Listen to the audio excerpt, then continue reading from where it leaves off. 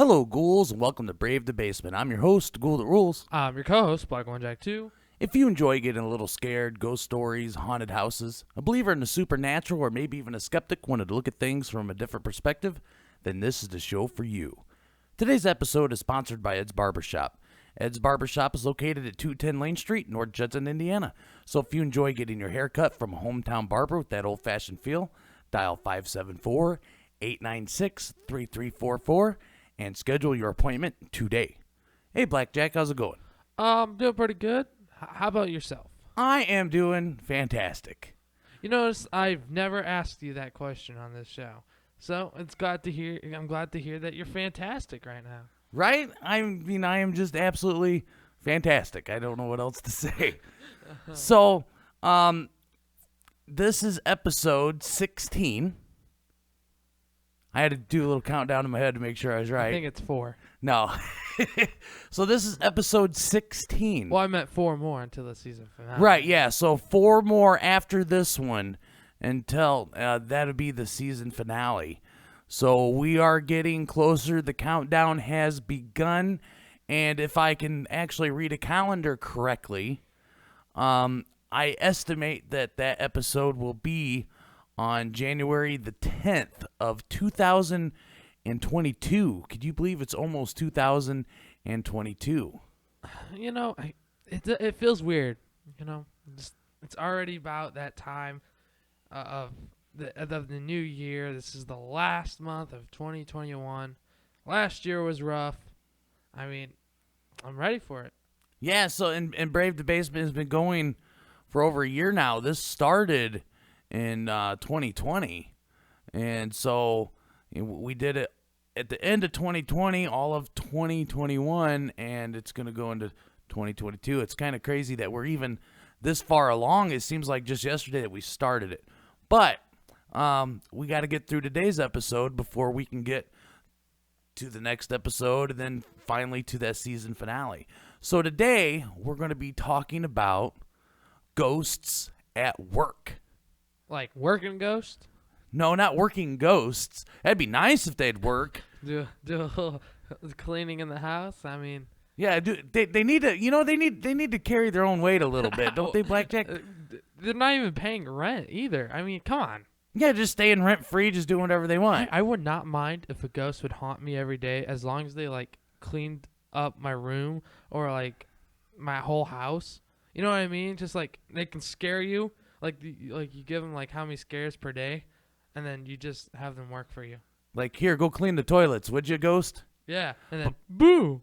But no, we're not talking about that kind of working ghosts. We're talking about ghosts at people's jobs. Oh. Yeah, so, you know. They working?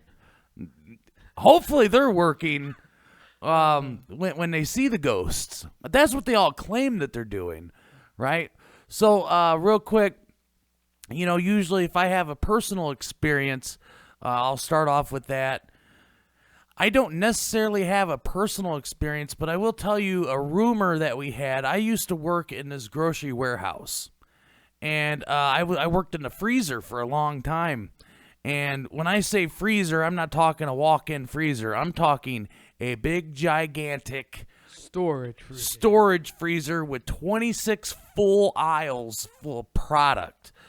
We had anywhere from any given time from $5 million to $10 million worth of inventory of frozen foods. This was a absolutely humongous freezer.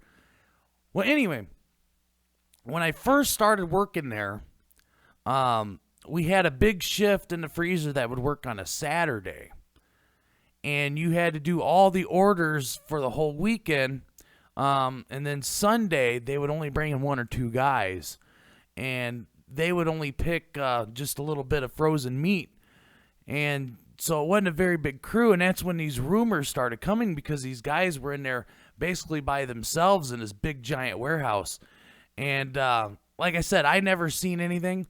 But they would just say that they would be looking at their order, and then they would see someone walk by out of the corner of their eye, and they're like, there's no one in here. It's just me. One guy, we always had every guy had his own box. And your box would have things that you needed for work, you know, like a marker where we could fill out tags and all this other stuff. And he said, I finished an order and I reached in, I was getting ready to reach into my box to grab a marker. And he goes, there was a rat right inside the box. And he's like, I shook my head and I looked back again and there was no rat. So we called him the freezer ghost. Don't know if it was really a ghost or if it was just, 10 below zero inside the regular freezer and you just started seeing stuff because you were by yourself. What do you think, Blackjack? You think we're just seeing stuff? I definitely would not want to work there. I don't like the cold that much, but maybe you're just seeing stuff. I mean, come on, you're in a big frozen area, a creepy place, all by yourself. Come on. Have you ever seen it snow in July indoors? No. It is weird. Is that what it's like? It's, it was so cold in there, they had these, the whole system was cooled by ammonia, and we had these big, giant blower fans, and they would collect condensation, and then they would freeze and turn into snow, and sometimes the fans would blow, and it would just blow snow on you. It was snowing, and it's the middle of summer inside of a building. It's really weird. It's kind of you'd have to be there to understand it, but it's just weird being in snow in July, especially indoors. But I'm not the only one that had some things happen at work. Well, I just said that I had heard these things, so it wasn't necessarily me.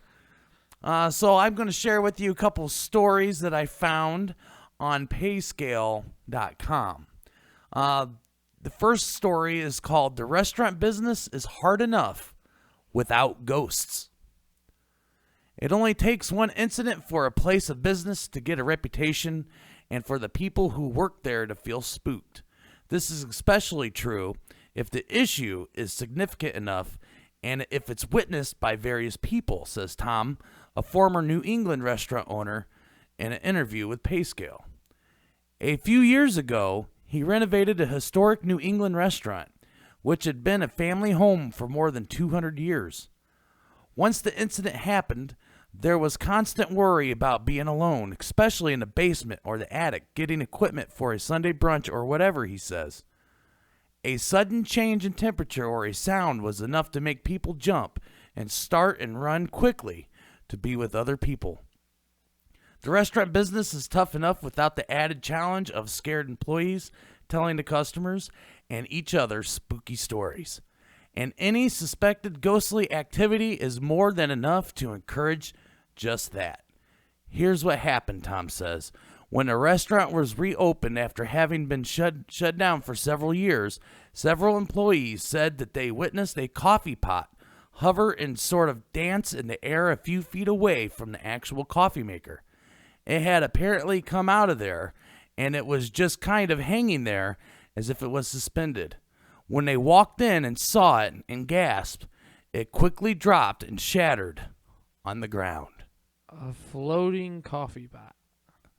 Yeah. So imagine having to deal with that at work on top of dealing with customers, especially in a restaurant. Dealing with the public always sucks. Yeah, I mean, come on. Ghosts are making messes. Come on, clean it up. So the second story we're going to go ahead and share with you is called "What Kind of Spirits Are We Talking About?" The Australian College of Wine in Victoria, Australia has been dubbed one of the most haunted workplaces in the world. How many times have we heard that over these 3 seasons, Blackjack? Almost every single episode. This is the most haunted thing ever. This is the most scariest game that we played so far. The school was built around the site of what was once Australia's largest mental hospital. That's a great place to put a school. The Ardell Lunatic Asylum was built in 1864 on a 100-acre campus. The hospital closed their 60-building facility in 1998. It was reopened 3 years later as the Australian College of Wine. Even though the site has been repurposed, many still believe the place is haunted. Folks lead haunted tours on campus all the time, telling spooky stories to tourists. One spot of particular interest is the old morgue. Reportedly, more than 13,000 patients died at the hospital during the facility's 130-year history. Of course, there was a morgue. I mean, come on. So that's why this story was called "What Kind of Spirits," it's in quotations marks, are we talking about? Because you got spirits such as wine, and then you have spirits such as the ghostly kind. So the next story is called "It's Not Always Quiet in This Library." So before I even start reading this one, Blackjack, every time I think of ghosts in the library, and we were talking about this a couple weeks ago, I think Ghostbusters. Yeah, when they meet Slimer. Yeah. When they meet Slimer for the first time was in the big library in New York City. I work in a library on a college campus that was built before the American Civil War, so it's very, very old. I close on Friday nights and open Saturday mornings, and it's quite active during those periods. I've seen people in the book stacks that disappear. I've heard clothes rustling when there's no one around. And on Saturday mornings, especially when I'm opening up, I'll hear a very loud rustle, like someone is quickly flipping through book pages.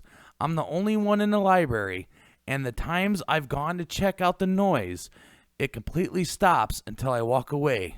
But it happens a lot. The employees also have a lounge in the back of the building that you need to take the elevator to get to and use the reverse doors to get to. There's a long hallway that's quite dark, and I've heard men talking there when I'm completely alone. I've heard people walk up behind me when there's no one there, and recently I heard footsteps come up behind me, and a man whisper in my ear, "Hey." I actually thought it was one of my coworkers, who I got along with really well, and I turned around fully expecting him to be there until I remembered that it was Saturday, and the only other person in the library at that time was another coworker, who was at least a floor above me. Yeah, which just, I mean, that's kind of creepy. I mean, just like, hey, how's it going? Hey, do you guys got this book in? Hey, guys, oh my God. So this one's called An Abandoned Hospital. Here we go with another abandoned hospital, Blackjack. What's up with the abandoned schools, abandoned hospitals? Let me guess, was it a mental asylum before the hospital actually started? I guess we're going to find out. My cousin's friend, who we can call Rob, worked as a security guard for a local hospital. This wasn't an office job where you sit at a desk all day. He got to walk around and just check to see if everything was okay. Eventually, the hospital shut down, but Rob still had his job there. He got to patrol the empty corridors and look in the rooms of this abandoned hospital. Pretty awesome job. On several occasions, he experienced paranormal activity. He could hear sneezing in the stairwell. He could hear coughing, footsteps, doors closing, and more. Not much visual stuff, but he was only there for a couple of weeks before he got a job at a different hospital. Rob told me one of the scariest things that happened to him was he heard a loud, disembodied female moan from one of the hallways. I asked him about his scariest experience there. He told me one night he was with another security guard on the top floor of the hospital when they heard loud noises on the bottom floor like someone was pounding both fists against the wall. They rushed down to the first floor, but the banging stopped there and continued again on the top floor. They hurried up to the top floor, but it stopped there and resumed on the bottom floor. This went on for 20 minutes till it was dead silent again in the hospital. Oh, okay. At this point, the ghost is just playing cat and mouse. Just up and down and up and down. I would have got. He's well. If you think back, Blackjack, to our last ghost hunt, we were climbing hills and Yeah, we were. because I thought I seen somebody, and then it turned out the real spooky thing didn't even happen Until after the trip. until after the trip. So yeah, I talk tough now, but I'd have been going up and down there all night long trying to catch up to this ghosts. Okay, so here's one that we've talked about. Well, not this particular one, but this is called the Haunted Hotel. So we've talked about some haunted hotels. The 3rd floor. That's the one floor at work I can't stand. Not because I'm scared, but because I'm annoyed. There's an entity on that floor that likes to harass me every time I come through. And I do mean every time. The entire floor is one ridiculously long hallway with a large window at each end. The windows are covered with a couple layers or curtains which can be opened or closed. Anyway, the most common thing to be seen on that floor is someone standing behind the curtains at the end. But when you look back, they're gone. But it's different. But it's different with me. I have actually seen her. She wears a white nightgown and likes to sit in a chair and impatiently watch while the housekeepers clean the rooms. As if a shadowy figure posed behind a curtain isn't scary enough, this particular shadow figure seems to be something of a micromanager. The story continues. She slams drawers as I walk by or slams into the ice machines. I've seen her reflection in the windows running on all fours in my direction.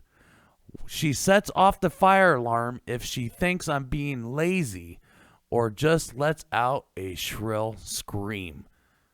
So I want to kind of read this again, see if I read this correctly.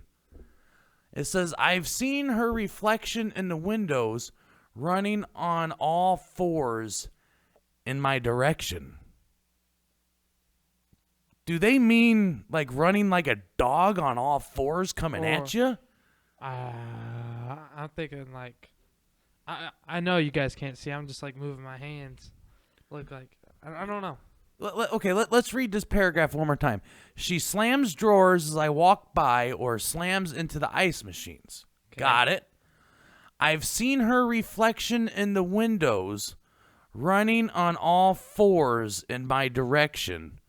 She sets off the fire alarms if she thinks I'm being lazy or just lets out a shrill scream. Okay, so we're looking at a window right now. Right? We're looking at the window, and the reflection, he's looking behind him through the reflection of this woman going all fours. That is one of the creepiest things I think I've ever heard in my life, Blackjack. I mean, you know what I think? I think the ghost is into that person. Something's crazy going on there for sure. I mean, she's just attracted to him, I guess. I mean, come on. But I mean it. I mean, that is, in all the times that we've told ghost stories and experiences and read other people's experiences for, almost 60 episodes now, this is the first time I've ever heard anyone describe some kind of ghost walking on fours, running at him on all fours like in a scary movie. That's creepy. I had to read that a couple times to make sure I understood it correctly. So what would you have done if you seen a ghost coming at you on all fours? Maybe get the ghost's number. I mean, at this point, I'm the only one the ghost is going for, so I mean, I might have to give it a shot. Might have to see, huh, Blackjack? That's terrible. So on that note, Blackjack, if you'd like to become a Brave the Basement ghoul, be sure to share this show on social media. Go to Brave the Basement. The only thing I get is a 10. Go to bravethebasement.weebly.com and sign up for our newsletter to get all the latest news and updates when each episode has been posted. And if you keep going on, I'm going to shut your microphone off. She's dying to get with me. I'm going to turn your microphone off.